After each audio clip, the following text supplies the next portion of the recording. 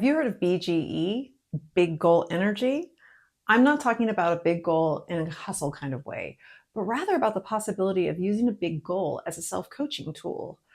As someone who started a YouTube channel at age 51, I can tell you that midlife can be the perfect time to try using a goal in this way. Because here's what I've learned. It's not what you achieve, but rather what you overcome in the pursuit of it. Here's what I'll cover in today's video: my definition of a big goal, how you can tell if your big goal is big enough, why midlife is the sweet spot to try something like this as a way to manage your mind, and why the outcome really isn't the point. This will be part of a small series on big goals, and this is the first video in that series. So what do I mean by a big goal? Well, I do not mean a task or a to-do item. I mean something that feels exciting, daunting, and maybe slightly scary. You want something that's going to cause a physical reaction, like a buzz or nerves or some sort of resistance, because an emotional response is more important than the external sides of the goal.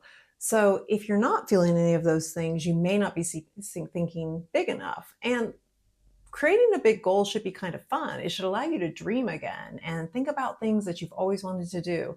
Maybe you're at a point like I was in midlife where you're at a certain place in your career, but you're looking for like another bit of something to create relevance or some excitement. Um, Starting a YouTube at 51, I definitely was nervous. I had a chest buzz, and I honestly still feel that every time I film. To me, that's a sign this is a really big goal. But if it creates a little bit of friction in your body and in your life, then it's probably a signal of growth. Sometimes, if you don't have the big goal energy, or you've started off and you think it's a big goal, but you really don't feel that kind of physical response, you might try shortening the timeline. When I first started last year with a big goal, I had the idea of doing an unassisted pull up.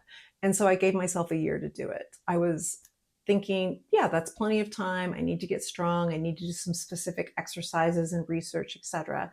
But what I noticed as I went along, although I was being consistent and doing the workouts, I just didn't feel that kind of buzz. I wasn't having that physical response. So what I tried is shortening the timeline. And that gave me some instant focus. So rather than going for a year, I gave myself 3 months. And I used that change in the timeline to create that big goal energy. So that's something to consider as well.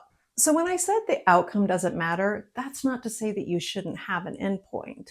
It's just that it should be secondary. The goal becomes the container, and the pursuit of it is the curriculum.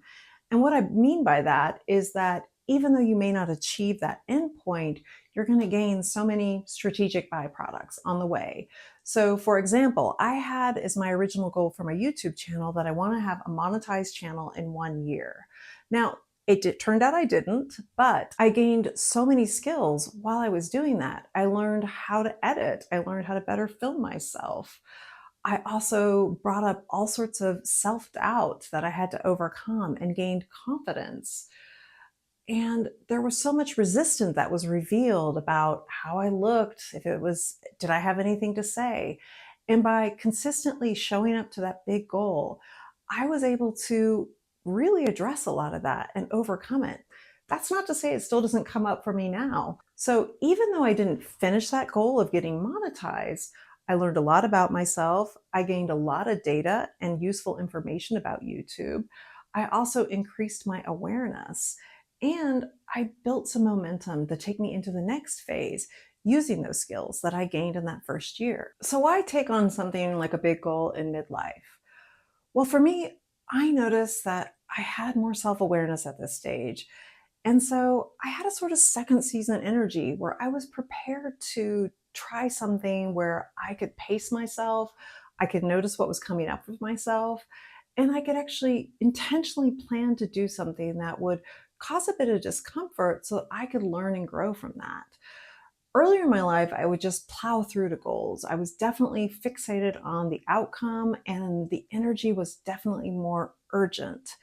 And that's not what I'm talking about here. I'm talking about using a big goal with a lot of awareness to notice and see what we can do with this life.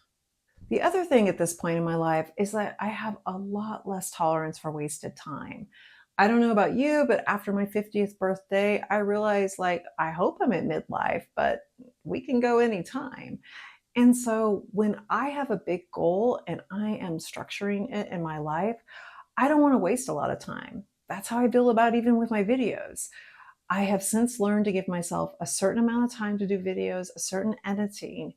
And that also means that you're going to see mistakes and pauses and repeated words because I just don't have the time and I'm not going to spend that. I feel like I have something valuable. I know the big goal is urging me along, but I also feel like I can accept how it turns out. I can accept that it's imperfect.